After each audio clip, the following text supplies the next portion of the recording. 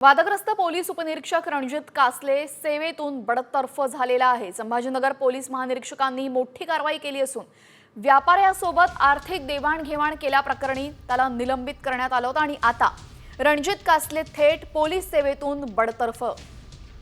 या संदर्भात अधिक माहिती देतील आमचे प्रतिनिधी योगेश काशीद।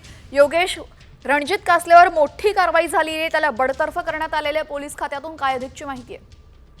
नक्कीच सायबर विभागातील निलंबित पोलीस अधिकारी रणजित कासलेचे नवनवीन व्हिडिओ समोर आलेले आहेत। त्या प्रकरणी शिवाजीनगर पोलीस ठाण्यामध्ये रणजित कासले विरोधात अट्टाशेती प्रकरणी गुन्हा दाखल आहे। त्याचबरोबर पोलीस खात्यातील अधिकाऱ्यांवरती केलेले गंभीर आरोप आणि त्याचबरोबर एका गुन्ह्यामध्ये तपासाकामी परमिशन न घेता, परवानगी न घेता राजस्थानमध्ये गेले। याच प्रकरणी आता छत्रपती संभाजीनगर येथील पोलीस परिक्षेत्र अधिकारी यांनी रणजित कासलेवरती बडतर्फीची कारवाई केलेली आहे। म्हणजेच पोलीस खात्यामधून आता डिसमिस करण्याची कारवाई रणजित कासलेवरती केलेली आहे। मोठी कारवाई म्हणावी लागेल की रणजित कासले गेल्या काही दिवसांपासून आरोप प्रत्यारोप करत होते आणि त्यात रणजित कासलेवरती आता वरिष्ठ अधिकाऱ्यांनी कारवाई केलेली आहे।